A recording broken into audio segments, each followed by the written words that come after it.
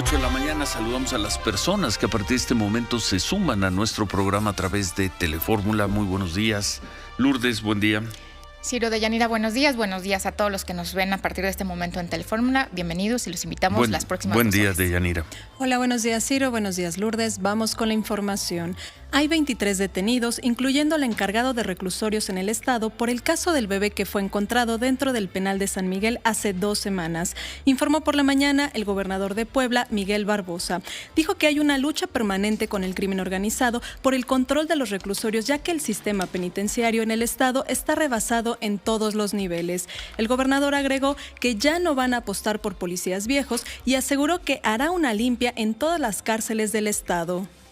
Cuando no hay los controles adecuados, los protocolos adecuados, ocurre esto y todo se complica. Es un hecho muy lamentable que nos lleva a tomar decisiones fuertes y que son parte de las cosas que ocurren en un sistema penitenciario que está rebasado en todos los niveles, ¿sí? Y el compromiso es no dejar un cabo suelto, ¿eh? Así son los centros de reclusión, hay que estar permanentemente limpiándolos. Esto es cíclico. La condición humana que opera allá adentro es de una lucha y una competencia de control con el crimen. Todo eso ocurre en las cárceles. No quiero hablar de las cárceles más que las poblanas, pero nos toca a nosotros poner soluciones fuertes y lo vamos a hacer. No son buenos números para México. La organización Transparencia Internacional publicó el Índice de Percepción Internacional de Corrupción 2021 y México mantuvo la misma calificación que en el 2020, con una puntuación de 31 puntos de 100 posibles. Se coloca en la posición 124 de los 180 países evaluados, aseguró por la mañana Eduardo Bojorquez, director ejecutivo de Transparencia México. Dijo que el índice mide la gran corrupción, el lavado de dinero, el soborno y el fraude, y agregó que México es el país peor evaluado de todos los que integran la OCDE. Entre enero y junio del año pasado se registraron 16.972 homicidios dolosos en el país, una tasa de 13 homicidios por cada 100.000 habitantes, según los datos publicados esta mañana por el INEGI. Estos datos representan una reducción con respecto al mismo periodo de 2020, cuando se registraron 18.057 homicidios. El dato alentador de esta semana es que los casos de COVID-19 solo aumentaron 12%, lo que muestra una reducción en el crecimiento de la pandemia, aseguró esta mañana el doctor Hugo López-Gatell. Dijo que esta es una epidemia de no vacunados y que el 78% de los hospitalizados en la Ciudad de México no se habían vacunado.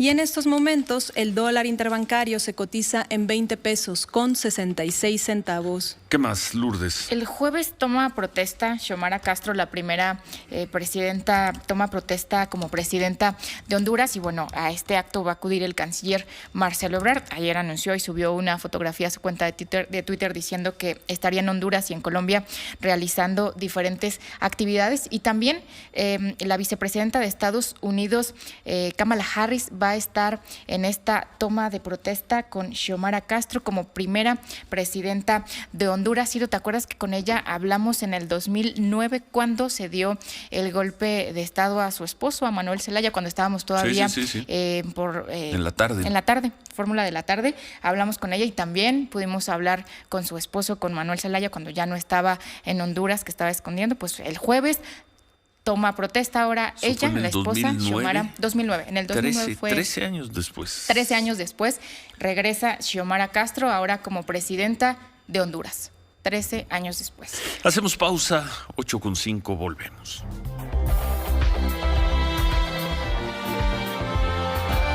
Una gran cantidad de columnistas dedican hoy su trabajo al tema del asesinato el domingo de la periodista de Tijuana, Lourdes Maldonado. Hay textos, algunos, leo solo algunos, el de Francisco Garfias en el Universal, está Sergio Sarmiento en el Reforma, en el Milenio nada más, en sus páginas frontales hay artículo de Carlos Puch, de Elisa Lanís, de Joaquín López Dóriga, y hay otros más en los diarios, porque hoy Humberto Padgett, hoy hay supuestamente está convocada una gran movilización, una gran protesta de periodistas en redes sociales y también en las calles. Sí, Ciro, el gremio periodístico de Tijuana tiene una larga tradición de defensa de la vida de sus integrantes, desde el asesinato en 88 del Gato Félix y la escuela fundada, sí, de periodistas, pero también de integración del gremio. El atentado de a Jesús Blancornelas en el 97, 98. Y luego, poco después, sí, asesinaron a un editor también de Z Tijuana, Francisco Ortiz. Se relacionó a un político muy empoderado en ese momento, a Jorge Hank Ron, sí. Con los asesinatos.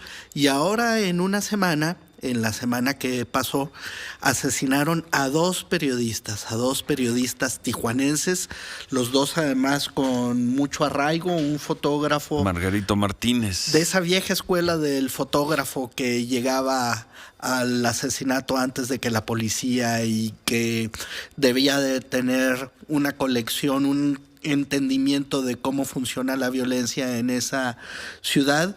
Y luego a una reportera de apellido Maldonado, a Lourdes Maldonado, pues que era además una mujer muy querida y que apenas había venido a la Ciudad de México hace un año, un poco más, a decirle al presidente Andrés Manuel López Obrador en una conferencia de prensa: oiga, yo temo por mi vida.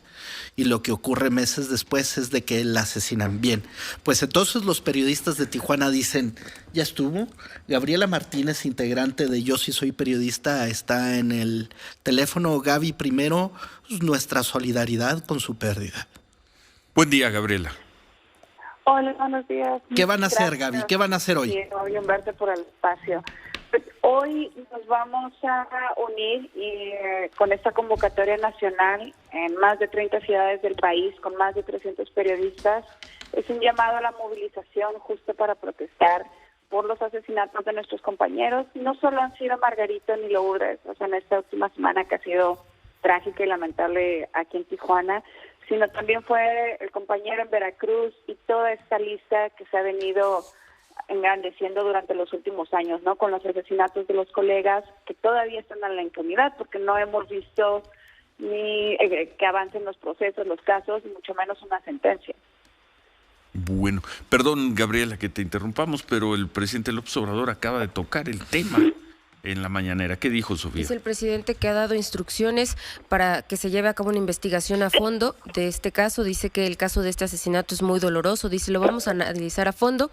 Pero ahora lo que está haciendo el presidente es recordando el momento en el que Gabriela Martínez fue a pedirle apoyo a la conferencia, porque dice el presidente que se ha descontextualizado, que se está intentando dar la percepción de que ella fue a pedirle protección al Estado, al presidente, y que no se está dando la impresión de que no la atendieron o que no les importó, y por eso está recordando esto el presidente. Bueno, lo está recordando, ¿y qué tiene que ver? ¿Le dieron o no le dieron la protección? La mataron, Gabriela. La mataron el domingo.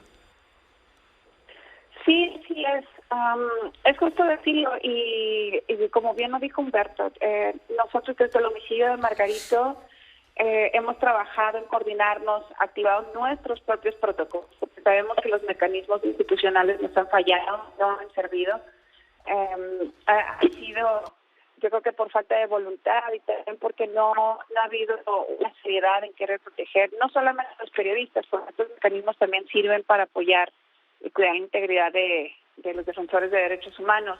Pero justo en este caso, en el comité revisábamos y efectivamente Lourdes Maldonado, cuando se presenta con el presidente, va y solicita la intervención específicamente para el caso, este juicio laboral en una demanda contra el exgobernador Jaime Bonilla Valdez. Un juicio que sabemos, porque ya lo hemos platicado con el abogado, llevaba hasta 9 años, ¿no?, sin haber avanzado.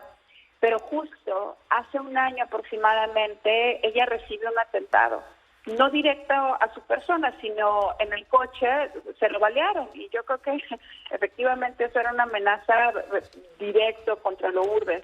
Justo ahí, hace un año, después de esta situación tan crítica, es cuando ella se acerca al mecanismo estatal para protección de periodistas y pide y dice claramente que teme por su vida.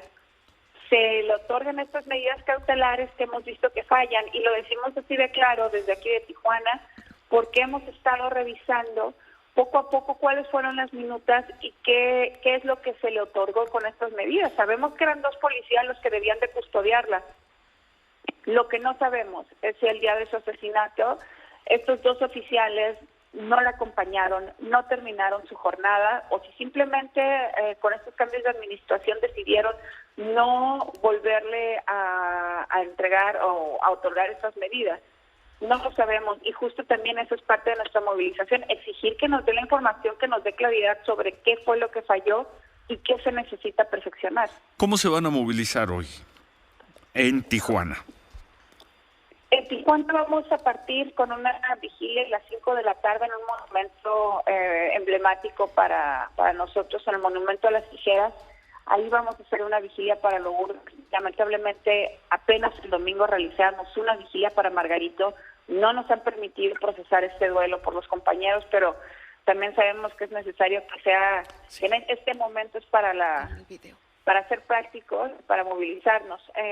Después de la vigilia vamos a marchar rumbo al edificio de la Fiscalía General de la República.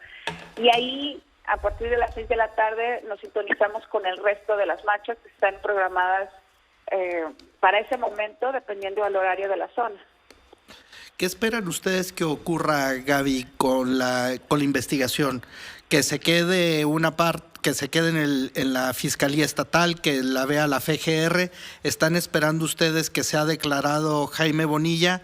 En los aspectos concretos de lo que viene, ¿qué es lo que están pidiendo? En lo particular, en el caso de Margarito y de Lourdes Maldonado, sí, efectivamente.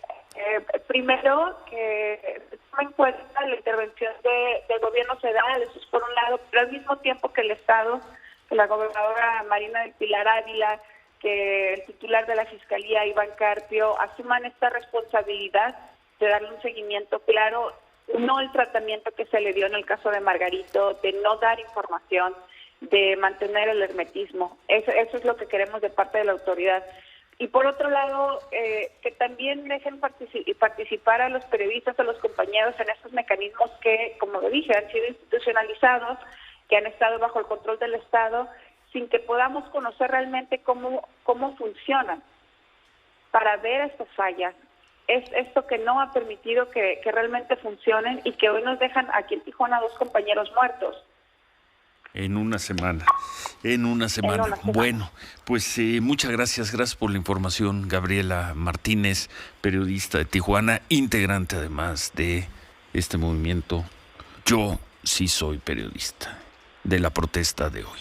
En oposición al montón de blogueros, facebookeros que se asumen como periodistas, pero que atienden intereses diversos, incluidos los de la delincuencia organizada. Yo sí soy periodista. Bueno, muchas gracias. Gracias, Gabriela. Buen día. Buen día. Buen día. En la Ciudad de México también se ha llamado una movilización. Va a ser afuera de la Secretaría de Gobernación. Afuera de la Secretaría de Gobernación en la noche, así es, Ciro. Sí, ¿tú sabías que la reportera esta, la bloguera que le pregunta cosas halagüeñas al presidente, tiene una escolta?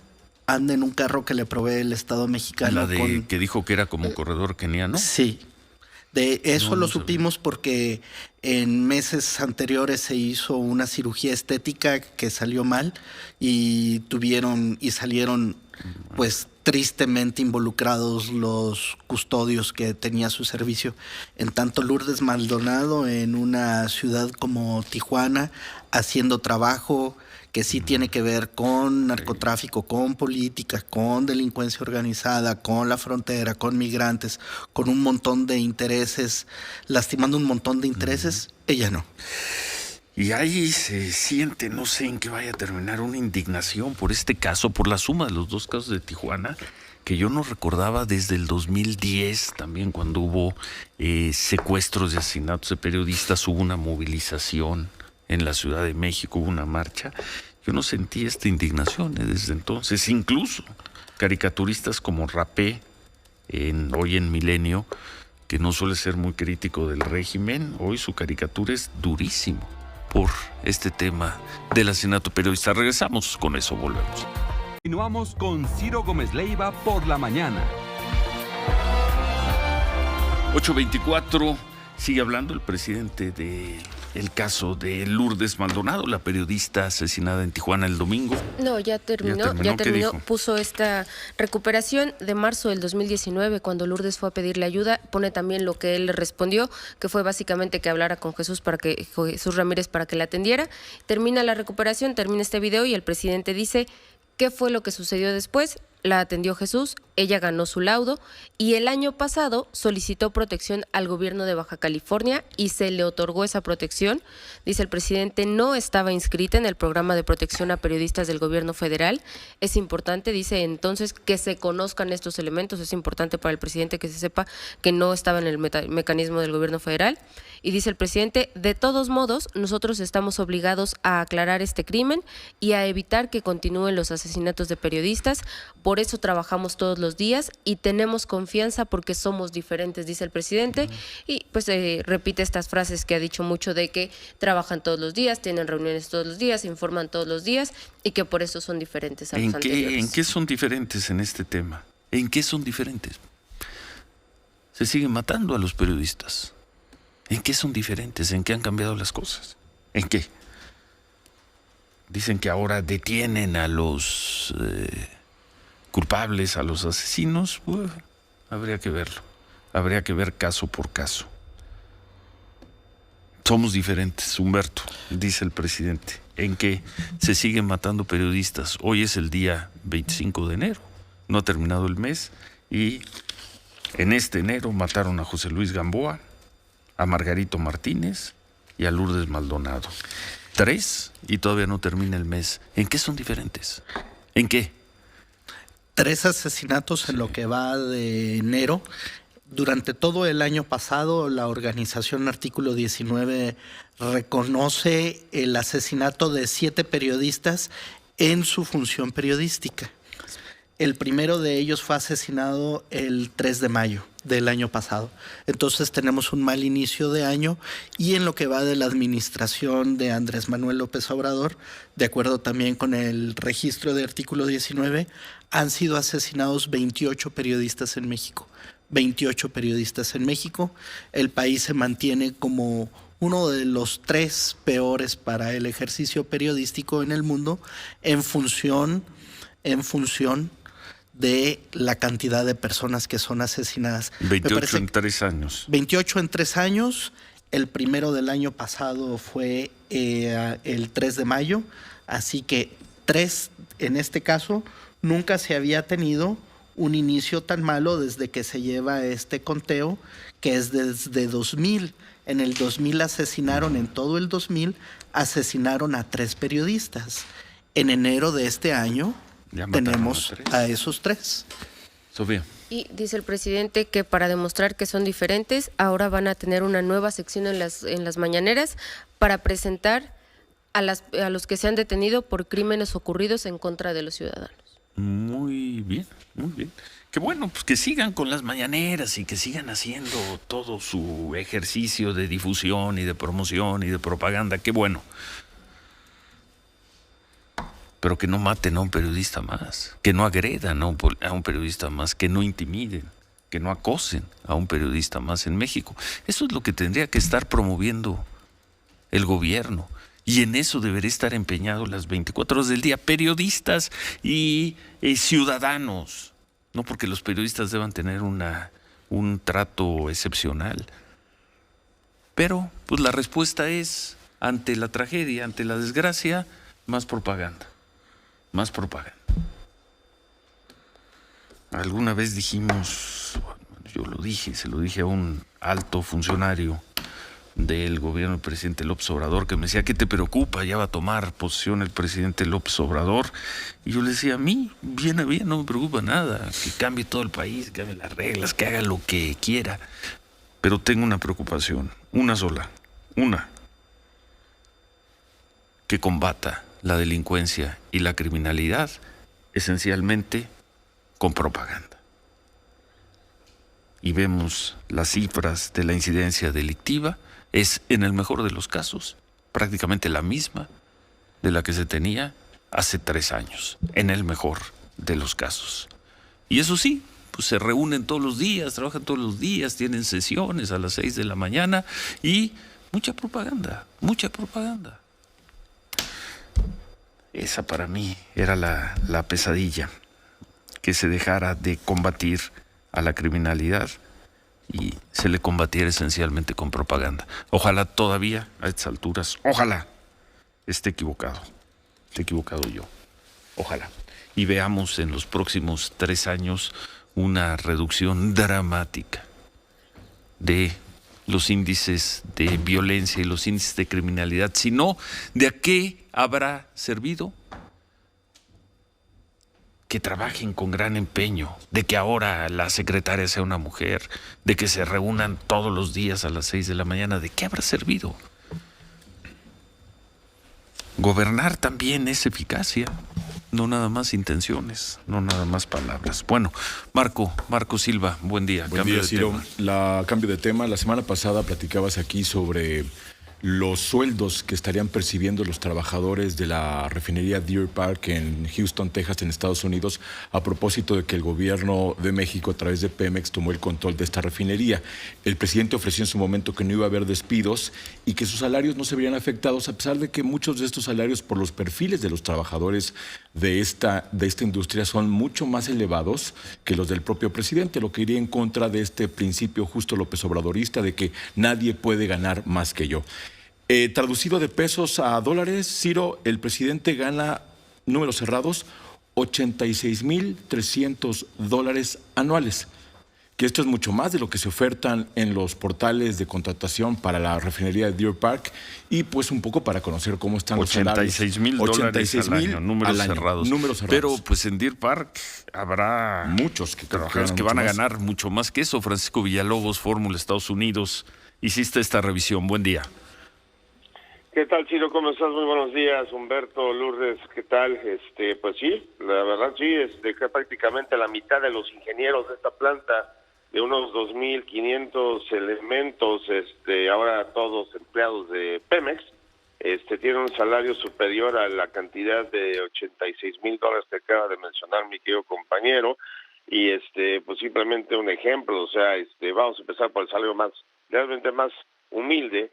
Ya como personal operativo vamos a exentarlos de gente de limpieza, custodia, jardineros, que tienen un salario poquito menor a una secretaria, por ejemplo, que gana unos $22,000 al año, más o menos unos $10 la hora, una jornada de 40. Un ingeniero, digamos, del nivel 3, nivel de los más humildes, tiene un humilde salario de $110,000 al año. Un supervisor supera los $156,000 al año, y bueno, pues ya ejecutivos que uno puede argumentar quizás el gerente de la planta supera los $175,000 al año, que es más del doble de lo que gana el presidente. Así es, y López los ejecutivos que uno puede argumentar que ya son parte de ejecutivos de Shell, ganaban o ganan $256,000 a $300,000 al año, o sea, y eso sin contar las prestaciones, el plan de retiro, el seguro médico, las vacaciones pagadas, los bonos, los beneficios Francisco, que tienen, los bonos, exactamente, también sin contar, estamos viendo aquí imágenes muy bonitas precisamente de estos tanques con los murales de la batalla de 1836 aquí por las pantallas del Grupo Fórmula, y bueno, pues o sea, pues sí es muy redituable trabajar en estas pues sí, plantas. Y pues, además Deer Park no sé si sea de las refinerías que paguen mejor. Estábamos revisando datos de otras empresas y los sueldos son pues lo que se paga en Estados Unidos, mucho más. Es decir, cuando menos la mitad del personal de Deer Park va a ganar más que el presidente López Obrador. Estamos hablando de cuántas personas, Francisco, más o menos. Entre 2,500 a 2,700 personas. ¿Es el total de personal de la refinería? Así es. De ahí la mitad más o menos ganarán más que el presidente. Así es. Bueno. Pues muchas gracias por esta información. Muchas gracias, Francisco Villalobos. Están muy contentos de que les respeten sus sueldos. No, bueno, un abrazo, pues, buen día. Imagínate. Entonces, a partir de hoy, el presidente tendrá que, a partir de la semana pasada, decir, y nadie debe ganar más que el presidente, salvo la mitad de los que trabajan en Deer Park, que sí ganan más que el presidente. Es van a correcto. seguir ganando, pues sí. Se llama lógica de mercado. Por supuesto, son perfiles súper Lógica especializados, Ciro. de mercado. Y queda la pregunta, ¿México tiene hoy un mejor servicio público? ¿Tiene mejores funcionarios públicos hoy que hace 3, 5, 7, 10, 30, 40 años? Al haberles bajado el sueldo a la gran mayoría de ellos, ¿tiene hoy México un mejor servicio público? ¿Es más eficiente el servicio público hoy en México? ¿Atiende mejor a los ciudadanos? ¿Da mejores respuestas con sueldos más bajos? Volvemos. 8:39 por la mañana, esta es la información. Hay 23 detenidos, incluyendo al encargado de reclusorios en el estado, por el caso del bebé que fue encontrado dentro del penal de San Miguel hace 2 semanas. Informó por la mañana el gobernador de Puebla, Miguel Barbosa. Dijo que hay una lucha permanente con el crimen organizado por el control de los reclusorios, ya que el sistema penitenciario en el estado está rebasado en todos los niveles. El gobernador agregó que ya no van a apostar por policías viejos y aseguró que hará una limpia en todas las cárceles del estado. Cuando no hay los controles adecuados, los protocolos adecuados, ocurre esto y todo se complica. Es un hecho muy lamentable que nos lleva a tomar decisiones fuertes y que son parte de las cosas que ocurren en un sistema penitenciario que está rebasado en todos los niveles, ¿sí? Y el compromiso es no dejar un cabo suelto, ¿eh? Así son los centros de reclusión, hay que estar permanentemente limpiándolos. O sea, esto es cíclico. La condición humana que opera allá adentro es de una lucha y una competencia de control con el crimen. Todo eso ocurre en las cárceles. No quiero hablar de las cárceles más que las poblanas, pero nos toca a nosotros poner soluciones fuertes y lo vamos a hacer. La violencia sigue y llevamos mucho tiempo sin ver una sentencia. Los mecanismos de protección a periodistas no nos han servido y ya van 3 compañeros asesinados este año, aseguró por la mañana Gabriela Martínez, integrante del movimiento Yo Sí Soy Periodista. Dijo que se van a movilizar hoy a las 5 de la tarde en más de 30 ciudades del país para pedir la intervención del gobierno federal y exigir que se aclaren y esclarezcan los hechos de los periodistas asesinados. No son buenos los números para México en el Índice de Percepción Internacional de Corrupción 2021. No ha habido mejoría y está en el mismo lugar que el año pasado, aseguró por la mañana Eduardo Bojorquez, director ejecutivo de Transparencia Mexicana. Dijo que México es el país 124 de los 180 evaluados por la organización Transparencia Internacional, con 31 de 100 puntos posibles en cuanto a corrupción, lavado de dinero, soborno y fraude, lo que convierte en el país peor evaluado de la OCDE.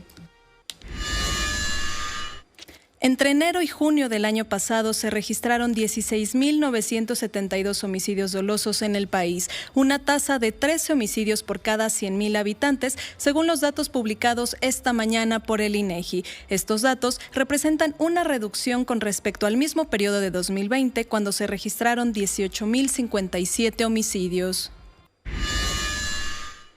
El dato alentador de esta semana es que los casos de COVID-19 solo aumentaron 12%, lo que muestra una reducción en el crecimiento de la pandemia, aseguró esta mañana el doctor Hugo López-Gatell. Dijo que esta es una epidemia de no vacunados y que el 78% de los hospitalizados en la Ciudad de México no se habían vacunado. Y en estos momentos, el dólar interbancario se cotiza en 20 pesos con 66 centavos. Lourdes. Ciro, pues le hemos dado seguimiento a este caso donde el gobernador de Nuevo León, Samuel García, y su esposa Mariana Rodríguez se llevaron durante un fin de semana a un niño del DIF de Nuevo León, a Emilio. Ayer la Procuraduría Federal de Protección de Niñas, Niños y Adolescentes del Sistema Nacional para el Desarrollo Integral de la Familia, pues informó que todavía no, o que no hay una justificación clara de por qué hicieron esto, por qué obtuvieron este permiso especial y convocaron a una pues reunión urgente para hoy, pues para seguirle dando seguimiento al caso. Habíamos hablado ya aquí por la mañana con Oliver Castañeda, él es el Procurador Federal de Protección de Niñas, Niños y Adolescentes del DIF, y bueno, nos había dicho aquí en el programa que iban a pedir más información porque todavía no tenían claro sobre bien qué era lo que había pasado. Y bueno, ahora está nuevamente en la línea Oliver Castañeda, pues para que nos diga qué ha pasado, qué falta para definir y tener claro qué fue lo que pasó. Buen día, Buenos días, procurador. Buenos días. Muy buenos días, Ciro, a ti, al equipo y al auditorio. Pues díganos, procurador, ¿qué les falta saber o qué información necesitan obtener todavía para saber si son acreedores el gobernador y su esposa a una multa o alguna sanción? 10 días después, procurador, 10 días después, ¿qué información faltaría? Sí, hasta ahora hemos seguido el análisis del caso por dos rutas. Primero, lo que es la vulneración al derecho a la intimidad y a la protección de los datos personales, en donde ya el día de ayer hicimos dos cosas: un comunicado a las Procuradurías de Protección de todas las entidades federativas a efecto de que realicen acciones para prevenir, proteger y restituir en su caso los derechos en cuanto a la protección de datos personales y a la intimidad. Ahorita estamos trabajando sobre la emisión de las medidas de protección que se harán al gobierno del Estado, a los funcionarios involucrados en este tema de la difusión de la imagen y la información de niñas, niños y adolescentes, por un lado. Por el otro lado, la información que nos proporcionó la Procuraduría de Protección Estatal, simplemente nos aseguran que ellos emitieron este permiso como una medida especial hacia la esposa del gobernador para poder generar el egreso del niño el fin de semana. ¿Qué quiere decir con esto? Que la Procuraduría Estatal y el responsable del Centro Asistencial Capullos fueron quienes autorizaron, de acuerdo con la información que nos proporcionaron, este egreso. Sin embargo, no nos proporcionaron la información, los documentos a partir de los cuales se establece el procedimiento y se determina el interés superior del niño para que efectivamente una medida de esta naturaleza se pueda llevar a cabo. Ese es el motivo por el cual convocamos a una reunión con la Procuraduría Estatal el día de hoy, que nos terminen de informar y poder tomar las medidas sobre este otro tema, que es el egreso del niño del centro asistencial, y poder resolver nosotros. Con eso tendrían la información completa después de la reunión de hoy. Exactamente. ¿Y cuánto calcula que tomarían en revisarla, evaluarla? En función de la información que nos proporcionen el día de hoy, nosotros ya podríamos emitir una medida de protección en términos de la protección de los derechos del niño, y en su caso también determinar si habría otras medidas que llevar a cabo, como presentar alguna otra denuncia o alguna otra situación ante alguna autoridad competente. Sin embargo, aquí vale la pena aclarar que no hay una sustracción ilegal por parte del gobernador y de su esposa, hay un permiso, que es lo que queremos entender, y aquí tendríamos que ver cuál es la participación de las autoridades responsables, que en este caso son al interior del sistema DIF Nuevo León. Bueno, suponemos que será cuestión de días conocer el documento, el reporte por parte de la Procuraduría de Protección a Niños y Niñas.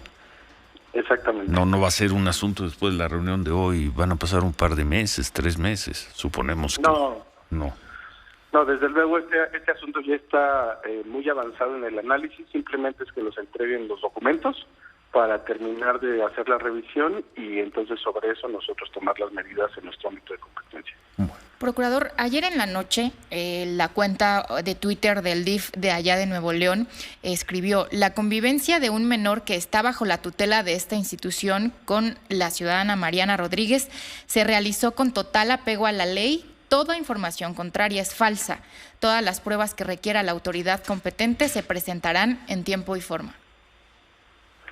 Sí, es importante que nos proporcionen la información que hasta el momento no han proporcionado, y para nosotros lo importante es saber cuál es ese mecanismo y cuál es la justificación, porque ya comentamos en la ocasión anterior que los mecanismos de cuidado alternativo son básicamente la adopción, el acogimiento familiar, la reunificación familiar o el acogimiento residencial. y esta figura que han ocupado de la persona significativa, pues se da fundamentalmente para las reunificaciones familiares, pero son de carácter más duradero. ¿Ustedes están esperando que hoy les entreguen esta información o estos documentos que todavía necesitan? ¿Les han dicho por qué en estos más de 10 días no se los han entregado? No nos lo señalaron, por eso hicimos el requerimiento adicional el viernes de la semana pasada y estamos en espera de que el día de hoy nos puedan entregar la información. Bueno, pues quedamos al pendiente. Muchas gracias, procurador. Al contrario, muy buen día. Gracias, Oliver Castañeda, el Procurador Federal de Protección de Niños, Niñas y Adolescentes en el DIF nacional. Bueno, sobre este tema, Ciro, ayer Mariana, porque no se había pronunciado, ayer escribió en su cuenta de Instagram sobre este tema, puso: ha pasado apenas una semana, pero desde que Emilio estuvo conmigo se desató una discusión frenética en redes sociales. Quiero agradecer a quienes vieron en esto un acto de amor y me apoyaron, o al menos entendieron que mi intención es ayudar, pero también leía gente enojada, algunos porque creyeron que la información manipulada, distorsionada o falsa era verdad, y otros porque su trabajo es destruir y lastimar. Hoy escribo esto para la gente que cree que hice algo malo. Quiero decirles que he estado muy triste y enojada porque creo que las acusaciones y los insultos que recibí son injustos, porque son muchos los que opinaron sin investigar sobre mi relación con Emilio, ni sobre el tiempo que he pasado con él, ni el trabajo que he hecho en Capullos, porque yo hice lo que hice por amor y cumpliendo con todos los procesos legales, porque yo misma avisé antes de hacerlo, porque estoy segura que a Emilio le hizo bien y porque sé que hay miles de niñas y niños en casas hogares de todo México que merecen la oportunidad de vivir en familia, de saber que no están solos, que pueden tener un futuro distinto. Y dice que después de leer mucho de lo que se ha dicho, quiero decirles que no se trata de ella, se trata del niño. Pues sí, pero pues ahí están también las consecuencias de actuar como actúan ellos, ¿no? Muy en la moda, muy en estos tiempos de, antes que nada, la propaganda, antes que nada, la promoción propia, ¿no? Algunos lo hacen desde el Palacio Nacional, otros lo hacen desde Instagram. Pero antes que nada, el espectáculo, el show, la promoción, la propaganda. Y luego pues, se molestan, se ofenden porque se dan lecturas distintas a las que ellos esperaban. Y hay reacciones, y hay una reacción por parte de él, y nos lo dijo desde la semana pasada, por parte del DIF federal. Vamos a ver qué le informa hoy el DIF de Nuevo León y vamos a ver a qué conclusiones llega el DIF. En fin, no dudamos de que lo haya hecho por amor, pero así lo tenían que informar, como lo hicieron la semana pasada. Bueno, recibí este mensaje, voy a omitir el nombre de la persona, y lo leo tal cual. Dice: estoy internado, lo recibí hace unos minutos, a las 8:40 y son las 8:51. Dice: hoy estoy internado en el Hospital Bicentenario de Tultitlán, en el ISSSTE. Tengo programada una colectomía hoy a las 3 de la tarde, una cirugía de colon para retirarme un tumor cancerígeno que es urgente, pues me está provocando una oclusión intestinal. Llevo ya 4 días hospitalizado en preparativos previos a la cirugía. Todo perfecto hasta el momento. Sin embargo, hace unos minutos vinieron a verme los médicos para decirme que el hospital no cuenta con los reactivos necesarios para revisar la compatibilidad de sangre en caso de que sea necesaria una transfusión durante la intervención quirúrgica o posterior a ella. Me preguntan si autorizo la cirugía en esas condiciones con los riesgos que implica. Sí, bueno, y luego nos pide apoyo para el caso. Dice que siente que tiene el tiempo contado porque de no autorizarse la cirugía, la oclusión intestinal podría provocarle una sepsis generalizada, una peritonitis, lo que eventualmente lo llevaría a otra cirugía, pero por una razón diferente. Y si autoriza la cirugía, corre el riesgo de no contar con sangre disponible durante el proceso si es que ésta se requiere. Él dice que además ya cumplió con los donadores voluntarios que piden previos a cualquier cirugía. está este llamado, es el Hospital Bicentenario de Tultitlán en el ISSSTE, y queda pues también la estampa.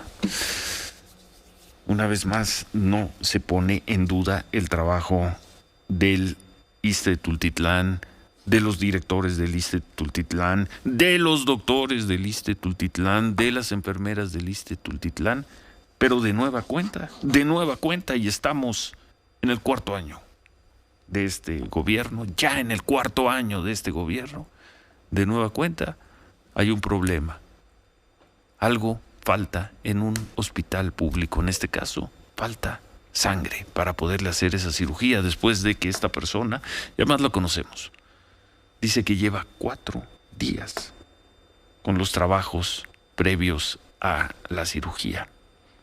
Que de hecho, queda leído tu mensaje, mucha suerte. Y repetimos, no es contra el ISSSTE, no es contra el ISSSTE de Tultitlán, contra la directiva, contra los doctores de ese hospital. Es porque de nueva cuenta surge otro problema. ¿Por qué? Pues porque hay una falta, porque hay una carencia. ¿Por qué siguen estas carencias en los hospitales públicos? ¿Por qué? Si ha habido el compromiso de tener los mejores hospitales públicos, ¿por qué si hay un promovidísimo martes de la salud todos los días, todos los martes en Palacio Nacional? ¿Por qué si se prometió desde antes de asumir este gobierno que tendríamos un sistema hospitalario público al nivel de los mejores del mundo? En fin, ¿vamos a pausa? Vamos a pausa, Ciro. Y en Michoacán, a pesar de que es uno de los 12 estados que están en verde, a partir de hoy entrarán en vigor diferentes medidas que firmó el gobernador Ramírez Bedoya junto con el secretario de Salud Elías Ibarra para que hoy pues se suspendan los eventos masivos en establecimientos públicos y privados. Se va a disminuir también los aforos al 50% en los comercios, en las iglesias, en los tianguis, en los mercados, en las plazas y centros comerciales, los cines, los restaurantes y demás negocios. Y bueno, van a empezar con pues primero llamar la atención para que estén cumpliendo con estas medidas. Después pues puede haber hasta suspensión de estos lugares y finalmente hasta con arrestos hasta por 36 horas. Esto entra en vigor a partir de hoy allá en Michoacán. Y ahora vamos a un corte comercial. Regresamos aquí por la mañana. Síganos en nuestras redes sociales, @Ciro Gómez L en Twitter, Ciro Gómez Leiva en Facebook y en Instagram. Regresamos con más.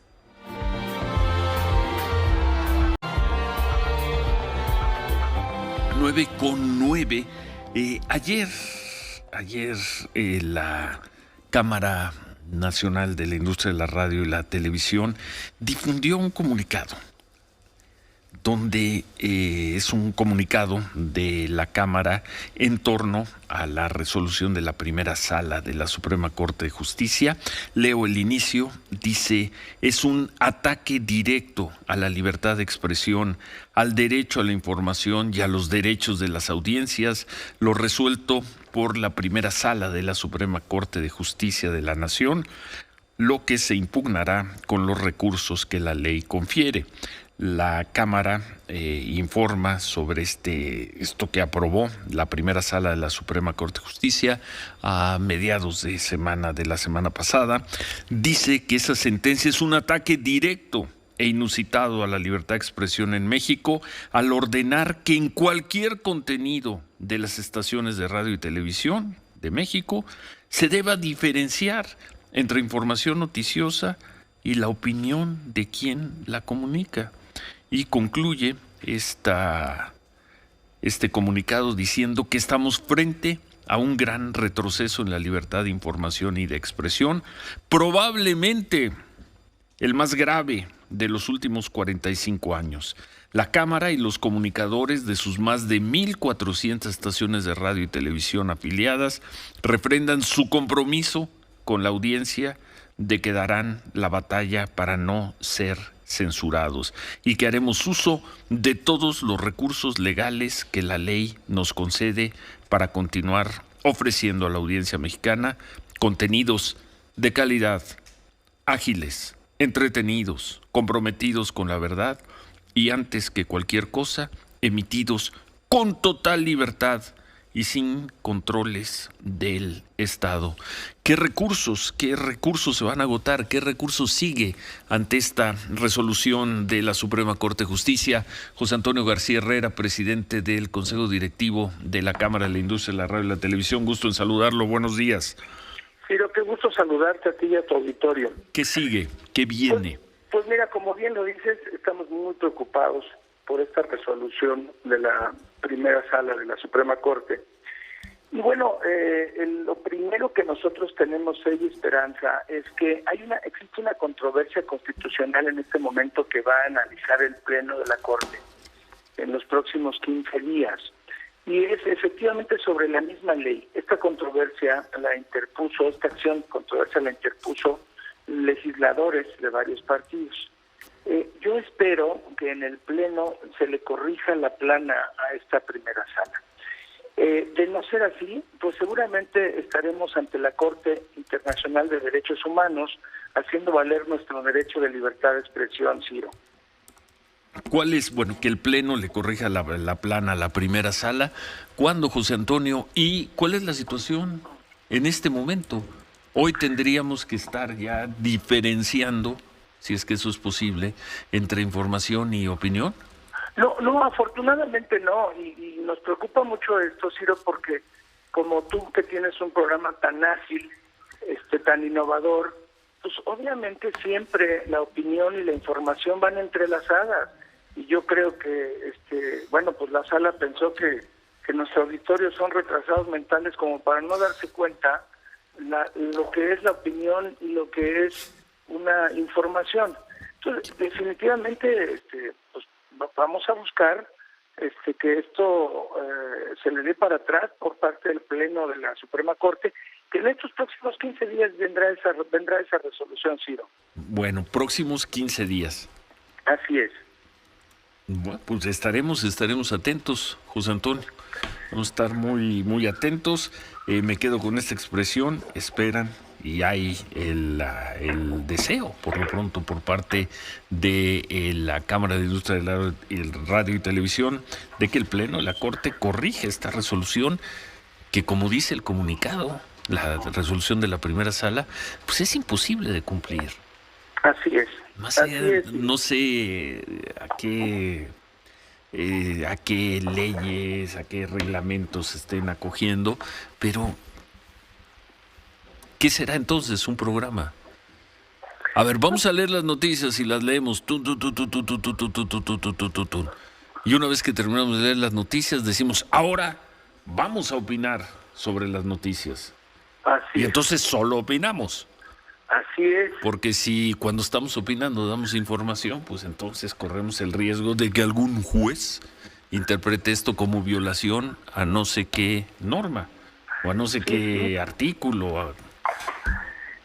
Es un gran absurdo. Es un gran retroceso, y te quiero decir que además de eso, la sala de la Corte ordena al Congreso de la Unión a legislar de tal manera que le otorgue facultades al Instituto Federal de Telecomunicaciones para que emita lineamientos que regule a la radio y la televisión, nada más a la radio y a la televisión, Ciro.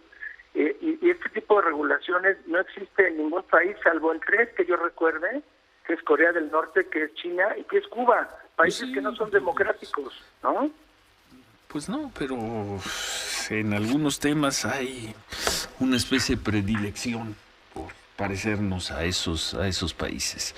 Y recordar lo que hemos dicho, porque de esta iniciativa, ¿de cuándo es? ¿De hace cuando menos 10 años? Sí, es correcto. Cuando menos 10 años que ya lo comentábamos en estos espacios y lo decíamos cada día, y por fortuna en el país hay más y más y más y más programas de radio y televisión. Y hablo nada más de radio y televisión, no de todas las opciones que existen, que ya existían desde entonces y ahora se han multiplicado en los espacios digitales. Dejen al radio escucha, dejen al televidente que seleccione qué es lo que quiere escuchar y qué es lo que quiere ver. Déjenlo. Es un ciudadano. Es un ciudadano con derechos, es un ciudadano inteligente, es un ciudadano que, si está buscando noticias, es porque tiene un conocimiento de la situación, así sea elemental, Y hoy podría estar escuchando este programa, o cuando menos, ¿cuántos noticieros habrá a esta hora en el país? José Antonio, 40, 50, 70, 80 o muchos más, nada. Entonces, no nos quiere escuchar a nosotros porque opinamos sobre las noticias. No nos escuche, tiene 80, 100, 200 opciones.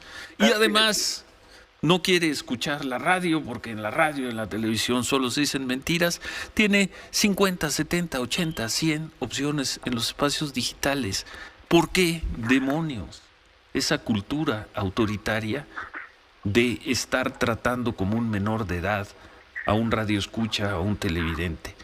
El día que dejemos atrás eso de los derechos de las audiencias y se privilegie el derecho del ciudadano de escuchar y de ver y de leer lo que se le pegue la gana cuando se le pegue la gana, habremos dado un gran paso como sociedad. Contigo, Ciro. Como sociedad, pero hay que estar tutelando a las audiencias. Qué cosa eso. Por eso nosotros, José Antonio, nosotros nunca hemos hablado de audiencias. Nosotros respetamos mucho a las personas. Nosotros siempre hemos hablado de un radioescucha, de un televidente y de un lector, que tienen todas las garantías, todos los derechos para mandarnos a volar cuando se les pegue la gana, sin darle cuentas a nadie. En fin, nos sumamos a esto y ojalá esto no se concrete en una disposición que nos mande a los niveles de Cuba. ¿De cuál decías? Cuba, Corea del Norte, ¿cuál es el tercer país? Y China. Y China, bueno. Nada En fin, más. Gracias, José Antonio. Muchas gracias, Ciro, por el espacio y un abrazo. Gracias. Y aquí sí, como dicen siempre, hay un tuit. Bueno, aquí se pueden remitir. Esto nosotros lo decíamos desde que empezamos a hacer radio y televisión hace 25, hace 30 años. A nosotros no existen las audiencias. ¿Qué es eso? ¿Qué es eso de las audiencias? ¿Tú conoces a las audiencias? No. ¿Qué es eso? Las audiencias es una multitud que se forma y tiene unas plumas y está anotando lo que dices. Y dice, ahí mintió. No, existe algo mucho más importante, que es un señor, es una señora, un adulto, una persona mayor, un joven, que se toma la molestia de sintonizarnos. A él nos debemos, a él lo servimos. Y él es el que manda. ¿Por qué manda? Porque si él no nos escuchara, nosotros no estaríamos aquí, punto. Él es el que tiene la última palabra. Lo mismo en la televisión. Basta con que tome un aparatito que se llama control y diga qué aburridos están estos cuates, aprieta un botón y nos manda a volar. El televidente, y así debe ser. Hay que seducirlo, hay que conquistarlo cada mañana, cada noche. A él nos debemos. Para él finalmente trabajamos y sin él no existiríamos. Pero aparecen los políticos y en este caso aparecen los jueces o ministros que vienen a cuidar a las audiencias. ¿Quién conoce a las audiencias? ¿Alguien conoce una audiencia? Yo no. Volvemos. Continuamos con Ciro Gómez Leiva por la mañana. 9:24, Miriam. Buenos días. Ayer hablábamos con Hipólito Mora, se vino una comisión, él nos decía, de gente de Tierra Caliente, Michoacán y zonas en conflicto con el crimen organizado, una comisión integrada principalmente por sacerdotes quienes han estado apoyando a la población, bien Hipólito como, digamos, líder de comunidades, y él nos explicaba el día de ayer que sí se reunieron con Rosa Isela Rodríguez, titular de la Secretaría de Seguridad y Protección Ciudadana, los recibieron pasadas las 11 de la mañana, y me aclaraba, no solamente somos michoacanos, dice, hay gente de Morelos, Jorge Zapata, por ejemplo, uno de ellos, el nieto de Emiliano Zapata, hay gente de Tijuana, hay gente de Guerrero, todos pidiendo lo mismo, seguridad y el hartazgo por el crimen organizado, quienes prácticamente están mandando en sus comunidades, en sus municipios. Cuidado con lo de prácticamente, porque eso es opinión. Mi opinión lo acabo de dar, entre paréntesis, sigue la información. En este momento están entrando a una reunión en la Secretaría de Gobernación, los va a recibir Alejandro Encinas, por lo tanto Hipólito Mora ya no pudo contestarnos la llamada porque al ingreso les quitan el teléfono celular. Entonces, ahorita se va a dar una reunión. ¿Cuál es la intención con Alejandro Encinas? Lo mismo, solicitar el apoyo para los desplazados, el apoyo para sus comunidades y que ya de manera inmediata pues les manden seguridad. Sí, en algunas regiones nos dicen ha llegado la Guardia Nacional, pero las órdenes son quédense ahí, no se muevan. De tal manera que quedan descubiertos otro tipo de poblados o poblados vecinos donde está el Ejército o la Guardia Nacional y ahí está el crimen organizado. Entonces ellos lo que piden es un plan integral, urgente, inmediato. Esto es todo, Ciro. Esa es toda la información. Gracias. Y mi opinión también. Gracias. Y no diste. Ahora opina. Ahora opino que 20 segundos. Ay, no sé, no puedo. Ay, no puedo opinar. Mejor no. Tan rápido. Discúlpeme, señor, hoy no voy a opinar. Bueno, Lourdes. Sí, Ciro, ayer se dio a conocer en medios de comunicación que el exdirigente priista Cuauhtémoc Gutiérrez de la Torre, vinculado a proceso por los delitos de trata de personas en su modalidad de explotación sexual y publicidad engañosa, fue trasladado del reclusorio preventivo Varonil Oriente al penal de máxima seguridad del Altiplano en el Estado de México. Él fue detenido la última semana de diciembre y bueno, le preguntamos a la familia de Gutiérrez de la Torre sobre este traslado y bueno, nos responden que ellos aún sin tener notificación formal para la familia ni para sus abogados se tuvo conocimiento el día de ayer del traslado de Cuauhtémoc Gutiérrez de la Torre, quien fue sacado del reclusorio Varonil Oriente sin tener certeza hacia dónde fue remitido. Fue una sorpresa el haber sido sacado de ese reclusorio, lo que parece un exceso más de los diversos que se han cometido en su contra. La familia muestra preocupación por el estado de salud que él atraviesa y por desconocer a dónde fue trasladado y por qué. Es evidente que esa decisión entorpece su defensa y vulnera sus derechos constitucionales. Cuauhtémoc Gutiérrez de la Torre goza del principio constitucional de la presunción de inocencia. Esto demuestra la falta de respeto a sus derechos humanos y al debido proceso. Eso nos responde, nos hace llegar la familia de Gutiérrez de la Torre. Ya regresaremos al tema. Qué atrocidad, qué atrocidad este caso. ¿Con qué testimonios, qué profundidad de testimonios, qué fue finalmente lo que hizo esta persona? Pero pues es una víctima propiciatoria perfecta para los tiempos que se están viviendo. Yo repito, y después de haber estudiado y conocido el caso, de haberlo estudiado a fondo, más temprano que tarde, Cuauhtémoc Gutiérrez de la Torre va a salir exonerado y con un... Disculpe usted, señor, ¿cuándo hayan cambiado estas autoridades, por supuesto?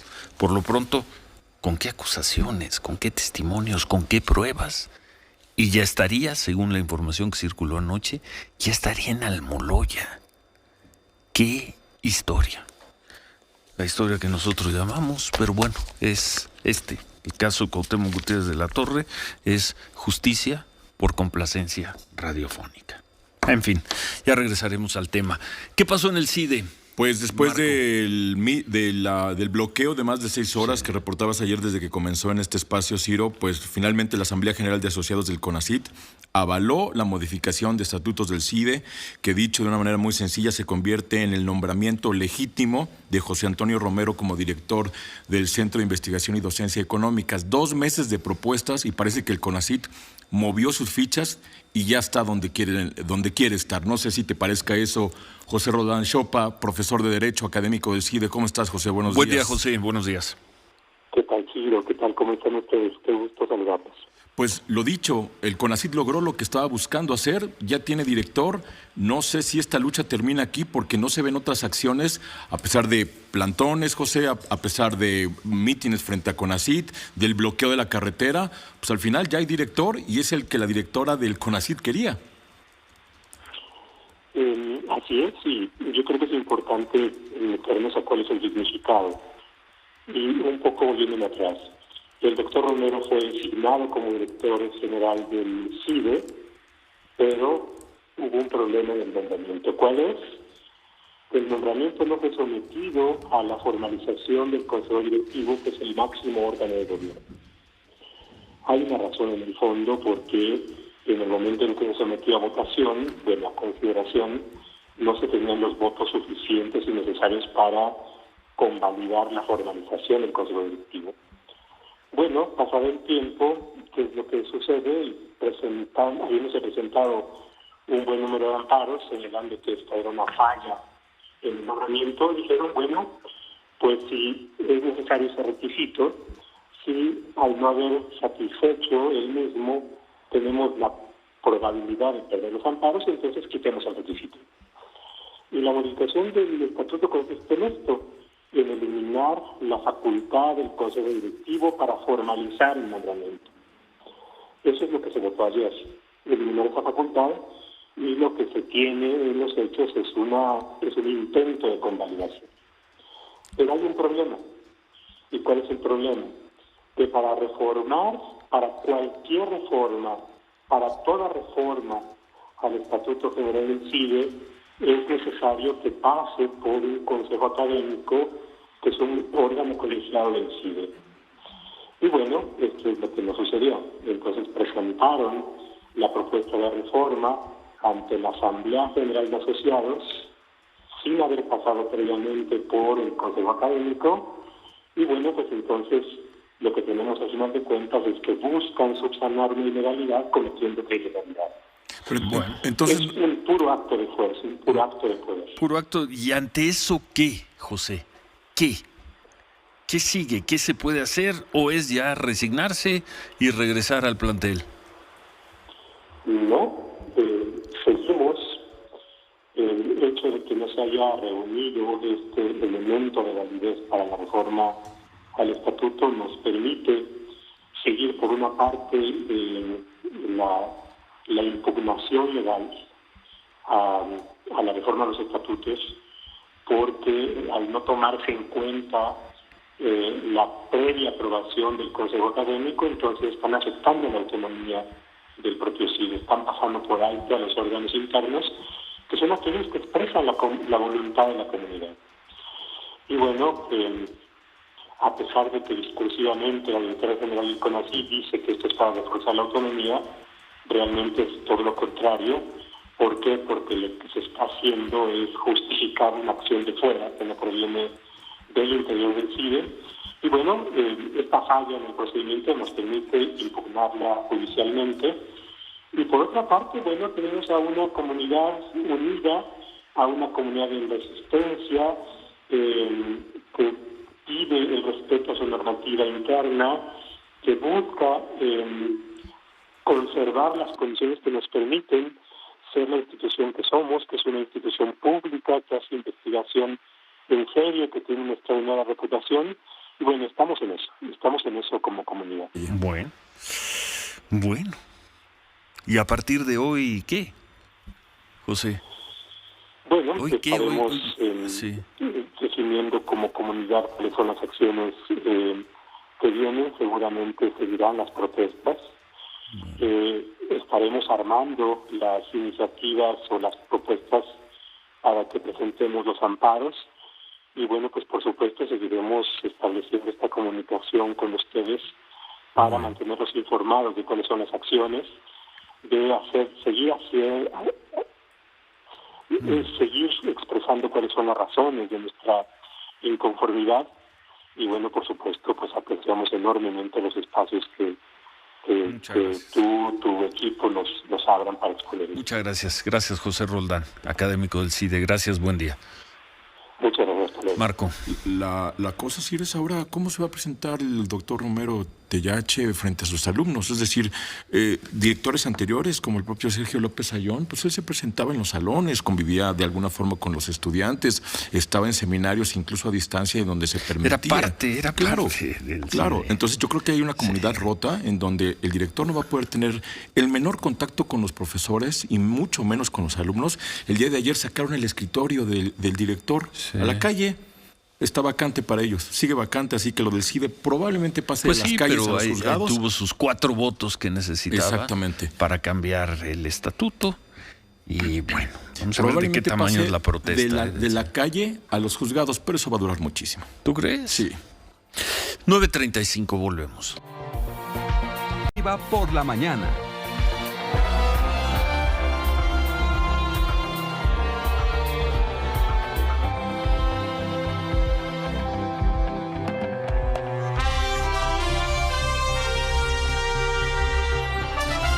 9:39 por la mañana, esta es la información. Un tribunal de apelaciones de Estados Unidos confirmó la condena perpetua de Joaquín El Chapo Guzmán. La Corte de Apelaciones del Segundo Circuito de Estados Unidos en Manhattan rechazó varios argumentos que Guzmán planteó para buscar una revocación, incluyendo la mala conducta del jurado y las condiciones que experimentó en la cárcel. La violencia sigue y llevamos mucho tiempo sin ver una sentencia. Los mecanismos de protección a periodistas no nos han servido. Ya van 3 compañeros asesinados este año, aseguró por la mañana Gabriela Martínez, integrante del movimiento Yo Sí Soy Periodista. Dijo que se van a movilizar hoy a las 5 de la tarde en más de 30 ciudades del país para pedir la intervención del gobierno federal y exigir que se aclaren y esclarezcan los hechos de los periodistas asesinados. Hay 23 detenidos, incluyendo al encargado de reclusorios en el estado por el caso del bebé que fue encontrado dentro del penal de San Miguel hace 2 semanas. Informó por la mañana el gobernador de Puebla, Miguel Barbosa. Dijo que hay una lucha permanente con el crimen organizado por el control de los reclusorios, ya que el sistema penitenciario en el estado está rebasado en todos los niveles. El gobernador agregó que ya no van a apostar por policías viejos y aseguró que hará una limpia en todas las cárceles del estado. Cuando no hay los controles adecuados, los protocolos adecuados, ocurre esto y todo se complica. Es un hecho muy lamentable que nos lleva a tomar decisiones fuertes y que son parte de las cosas que ocurren en un sistema penitenciario que está rebasado en todos los niveles, ¿sí? Y el compromiso es no dejar un cabo suelto. Así son los centros de reclusión. Hay que estar permanentemente limpiándolos. Esto es cíclico. La condición humana que opera allá adentro es de una lucha y una competencia de control con el crimen. Todo eso ocurre en las cárceles. No quiero hablar de las cárceles más que las poblanas, pero nos toca a nosotros poner soluciones fuertes y lo vamos a hacer. Estamos frente a un gran retroceso en términos de libertad de expresión, quizá el peor de los últimos 40 años. La resolución de la primera sala de la Suprema Corte de Justicia sobre la regulación a la radio y televisión es sumamente preocupante, aseguró por la mañana José Antonio García Herrera, presidente del Consejo Directivo de la Cámara Nacional de la Industria de Radio y Televisión. Dijo que este tipo de regulaciones solo existen en países como Corea del Norte, China y Cuba. Entre enero y junio del año pasado se registraron 16.972 homicidios dolosos en el país, una tasa de 13 homicidios por cada 100.000 habitantes, según los datos publicados esta mañana por el INEGI. Estos datos representan una reducción con respecto al mismo periodo de 2020, cuando se registraron 18.057 homicidios. El dato alentador de esta semana es que los casos de COVID-19 solo aumentaron 12%, lo que muestra una reducción en el crecimiento de la pandemia, aseguró esta mañana el doctor Hugo López-Gatell. Dijo que esta es una epidemia de no vacunados y que el 78% de los hospitalizados en la Ciudad de México no habían recibido la vacuna. Y en estos momentos, el dólar interbancario se cotiza en 20 pesos con 67 centavos. ¿Qué más, Lourdes? Y el Fondo Monetario Internacional está recortando el pronóstico de crecimiento para México para este año 2022. Pasa de 4 a 2.8%. Eso es lo que informó el Fondo Monetario Internacional. ¿De cuánto? De 4 a 2.8. Híjoles. De 4 a 2.8.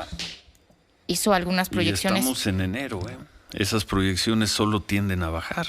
Entonces el Fondo Monetario Internacional, que suele ser muy acertado en sus pronósticos, ya está planteando desde enero que si bien nos va, este año la economía mexicana va a crecer 2.8%, lo cual va a dejar el crecimiento en estos 4 años, estos 4 primeros años en el sexenio del presidente López Obrador, en torno del 0. Si tomamos en cuenta la caída de más de 8 puntos en el 2020. Sí. Lo que se había decrecido en el 2019, los 5 puntos que se crecieron el año pasado, y ahora serían 2, pues estaríamos ahí rondando el 0. El 0, Ciro, de 4 a 2.8 baja, y las otras proyecciones para Estados Unidos, por ejemplo, también es del 4%, Alemania 3.8%, Francia 3.5%, Brasil 0.3%. Híjoles. Bueno, 3%. Sofía.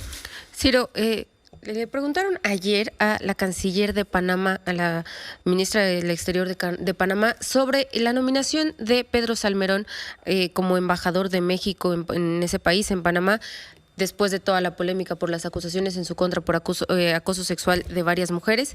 Y ella se limitó a responder, lo único que dijo fue, ya le enviamos nuestra posición a la Cancillería mexicana. Le preguntaron en qué sentido era la posición que habían mandado, si a favor o en contra, y ella nada más dijo, México ya tiene la posición del gobierno de Panamá sobre este nombramiento. ¿Y ya? ¿Y ya? ¿Nada más? Bueno. Entonces, haya sido a favor o en contra, México ya sabe qué opina Panamá sobre la nominación de Pedro Salmerón como embajador de México en Panamá. ¿Es ella la...? Sí, es ella. A ver. Erika Moines. De la vía panameña ya manifestó su posición a la Cancillería mexicana por los canales diplomáticos que corresponden. ¿Cuál ha sido esa posición? Ya la Cancillería mexicana está al tanto de la posición de la Cancillería panameña. ¿Ustedes están en desacuerdo o acuerdo? ¿Están en desacuerdo con esta designación? Ya se manifestó la posición de la Cancillería panameña, la Cancillería mexicana está al tanto desde el momento en que fuimos notificados de esta designación. Perfecto, muchísimas gracias. Bueno. Pues ya sabe el gobierno. Pues ya sabe el gobierno mexicano. Veremos si con esa posición mantiene la nominación ante el Senado. ¿Eso fue ayer? Sí, eso fue ayer. Pues supongo que, bueno, no sé. Pero si hubiera sido afirmativa, positiva, quizá hoy lo hubieran dicho, ¿no? Pero quién sabe. En fin, bueno, Israel Aldave en el Zócalo. Buen día, Israel. Hola, ¿qué tal, Ciro, Lourdes? Gracias, muy buenos días. Aquí afuera de Palacio Nacional han sido colocadas las fotografías de los compañeros periodistas asesinados. Vemos esta manifestación, Ciro, por supuesto, la fotografía de Lourdes Maldonado, de Margarito Martínez y diversos carteles en donde, entre otras cosas, se lee: no se mata la verdad matando a periodistas, que paren, no disparen, somos prensa. Y esta manifestación, Ciro, pues fue a una convocatoria de compañeros fotoperiodistas de otros medios de comunicación. Vienen, también colocan flores veladoras, esto a manera de protesta para exigir justicia y el esclarecimiento en los casos de estos lamentables asesinatos. Estos mismos compañeros, Ciro, periodistas, como te lo comentaba, están convocando a una gran manifestación a las 8 de la noche a las afueras de Palacio Nacional. ¿De Palacio Nacional o de Gobernación, Israel? Perdón, Ciro, de la Secretaría de Gobernación. Es a la hora que están convocando, a las 8 de la noche. Muchas gracias, Israel. Muy buen día. Gracias, buen día.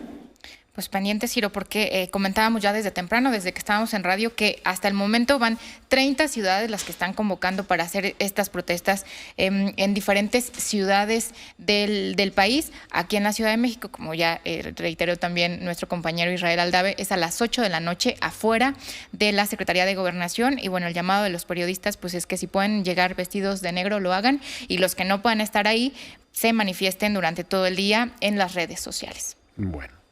Enrique Burak, ¿cómo estás, Enrique? Bien, Ciro, ¿cómo te va? Buen Saludo día. con mucho gusto, buenos días. La selección mexicana de fútbol viaja el día de hoy con destino a Kingston, donde el próximo jueves se estará enfrentando a la escuadra de Jamaica en partido eliminatorio para el Mundial de Fútbol de Qatar, que se va a desarrollar el año próximo y que este año ya, entre noviembre y diciembre, se va a llevar a cabo el Mundial. Como que no está uno acostumbrado que se lleve a cabo en esas fechas de noviembre y diciembre. ¿En qué mes va a ser? Empieza a mediados de noviembre y termina a mediados de diciembre. Entonces comienza en noviembre. Así es. O como diría Enrique Burak, el próximo noviembre. No, pero pues ahí nada más hay un noviembre. También hay un... Sí, pero bueno. Pues mañana, el próximo... ¿Hoy qué día es? ¿25? Hoy es 25. ¿Qué tal cuando dicen el próximo 26? Del partido va a ser el próximo 27 de enero. Bueno, México va contra Costa Rica el próximo domingo en el Estadio Azteca, ¿no? Pues sí. Es decir, cumple con términos las puristas podrías decir cualidades. El domingo, porque es el siguiente. Pero bueno, ¿qué más? Total que hay dudas en la selección mexicana, sobre todo en la delantera, porque por un lado Raúl ¿Solo Jiménez. en la delantera? Solo en la delantera. Bueno, aquí es de quién va a ocupar esas posiciones. Sí. porque tienes a Raúl Jiménez, que se reporta con una sobrecarga muscular, no juega el pasado fin de semana con el Wolverhampton en la Liga Premier, y el Chucky Lozano está suspendido por acumulación de tarjetas amarillas. Entonces, pues eso representa un problema extra para el señor Martino. Y bueno, recordar cómo está la situación de la eliminatoria, en donde Canadá tiene 16 puntos, Estados Unidos tiene 15, México tiene 14 puntos, mismos puntos que tiene Panamá. Y en esta ronda, que van a ser 3 partidos de la selección mexicana, este jueves en contra de Jamaica, y luego recibiendo en el Estadio Azteca de manera consecutiva a las escuadras de Costa Rica y de Panamá, se puede definir una. ¿Cuál es primero, Costa Rica y luego Panamá? Costa Rica es el sábado, el domingo, y luego la siguiente semana va a ser el partido en contra de la escuadra de Panamá. Por otro lado, me desvelé viendo el partido de Rafael Nadal en contra de Denis Shapovalov. Pero poco viste todo. Pues la verdad es que me quedé un poco dormido en el cuarto set y me desperté para el quinto set. Y en donde, por cierto, Nadal pues tenía problemas estomacales, y entre el cuarto y el quinto set... Yo ahí ya le apagué porque ya era tarde. Sí, pues ya era por ahí de la 1:30 de la mañana. No, yo le apagué como a las 12:15. 12:15. Es que tú no sé qué sistema tienes, ¿ves? O sea, entiendo que hay sistemas de cable que lo ves 15 o 30 segundos después, pero no, fue como esa hora, Ciro. No, yo apagué cuando estaba a punto de ganar el cuarto set Shapovalov. Exactamente. Y eran las 12:20. No más. Pero y el partido se fue todavía 5 eso ya sets. No lo vi. Pues es lo que estoy diciendo. Bueno, venga, ya no te interrumpo. Sí. Bueno, y además estaba molesto Shapovalov porque pues se le dieron un poquito más de tiempo a Nadal. Fue entre el cuarto y el quinto set pues, a los vestidores. Nadal nunca ha hecho trampas. Nunca ha hecho trampas. No, para nada. A diferencia de un jugador con una gran ética. Sí. Y bueno, los 2 primeros sets los gana Rafael Nadal. Los 2 siguientes los gana este tenista de origen soviético, nacido en Israel y que luego creció en Canadá y que representa de hecho a Canadá.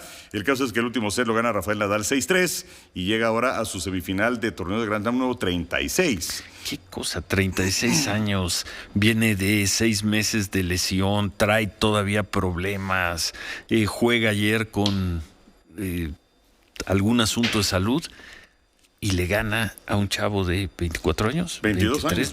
22 años. Sí, no, impresionante. Qué cosa. Impresionante. Qué frustración para esas generaciones. Esta ya debe ser como la tercera generación que pierde con los Djokovic, Federer, nada que. Como en el americano, que siguen perdiendo con los Bradys. Y que hubieran perdido otra vez contra Brady el domingo. Pero bueno, qué frustración, ¿eh? Pues sí, estoy de acuerdo. Que llegue un viejito y te gane. Pues bueno, un viejito para comillas, por eso, ¿no? Pero para un chavo de 22 que te gane uno de 36. Bjorn Borg se retiró a los 26 años. Sí, ¿no? Eran otros tiempos. Y en la otra. Bueno, Rafael Nadal va a ir en contra de Matteo Berrettini, jugador italiano. También avanzó a las semifinales Stefano Tsitsipas, el número 4 en la siembra. Entonces se ha puesto interesante y además ahora la posibilidad de que Nadal gane su título número 21 de Grand Slam y que se quede en 20 Djokovic, pues por toda la historia que ya conocemos, ¿no? Está interesante la situación. Bueno, sobre la NFL, que me imagino que viste algún partido el fin de semana. No, pero vi un resumen en la noche. Bueno, estuvieron buenísimos los partidos que todos se definen en la última jugada. Sí vi el último cuarto del Kansas City. Kansas City Buffalo. 25 puntos en los últimos 2 minutos y que se van a tiempo extra. Bueno, Cincinnati va en contra de Kansas City. En la campaña regular se enfrentaron y ganaron los bengalíes de Cincinnati. Se partió en la semana 17. Aunque, bueno, Kansas City es mejor equipo y además en las apuestas es favorito por 6.5 puntos. Y por otro lado, el duelo de San Francisco en contra de los Carneros. Perdón. Es un homenaje a mi querida Lolita Ayala. Ya estamos curados de espantos con eso. Sí, perdón. Si no, quién sabe qué. El fin de semana fue terrible. Hemos pasado cosas peores en ese. No, bueno, Carneros que ha perdido contra San Francisco los últimos 6 partidos de manera consecutiva. Una disculpa para todos ustedes. Tú hazte para allá. Oye, y una contratación. Por cierto, en este partido San Francisco contra Carneros está ya pues a una distancia suficiente. Yo me hago tantito para acá. Ustedes disculpen. Pero bueno, aparece Carneros favorito por 3.5 puntos. ¿Cómo estás, Enrique? Bien, Ciro. Es más, ya necesito lentes para verte. Pero bueno, y bueno, también decirles que llega una nueva figura para el equipo de Cruz Azul, Iván Morales. ¿Quién es él? Un jugador es chileno, seleccionado, viene de Colo-Colo, tiene 22 años y que terminando esta fecha FIFA con su selección se estará incorporando al equipo de la máquina celeste de Cruz Azul. Cruz Azul que dejó ir la victoria de manera increíble en contra de Monterrey el pasado fin de semana, empatados a 2 goles después de tener ventaja de 2-0 y en tiempo de reposición. De manera increíble, de manera tradicional. Pero parecía que ya se había quedado atrás todo esto. Parecía, pero no. Pero bueno. Más bien, fiel a su historia, Cruz Azul iba ganando 2-0 en tiempo, como dicen ustedes, de reposición. Pues es que se repone el tiempo. Antes decían de compensación. Tiempo añadido, pero tiempo de reposición, ¿no? Pues, tiempo suplementario. Bueno, como digan, iba ganando 2-0 y le empataron. Es decir, todo en orden. Como dicen ustedes, pero parecía que ya business as usual. Pero sí. Parecía que ya habían dejado atrás esas malas costumbres. Parecía. Pero bueno, te queda un minuto, Enrique. Un minuto. Menos 30 segundos. Bueno, hay reuniones en el béisbol de Grandes Ligas. Esto es bueno, después de que durante un par de meses no hubiera absolutamente nada.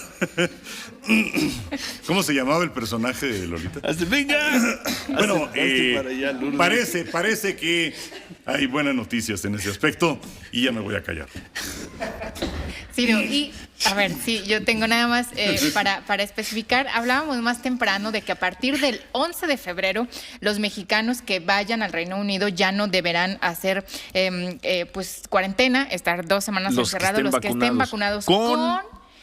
que estén vacunados con Pfizer, Astra, Sinovac, Moderna y Johnson & Johnson. Nada más, es decir, nuestros queridos jóvenes vacunados con Sputnik no pueden entrar ni a Estados Unidos ni a la mayor parte de los países europeos. Esto a partir del 11 de febrero. 11 de febrero. Gracias, se quedan con Javier Poza. Buen martes, pásela muy bien.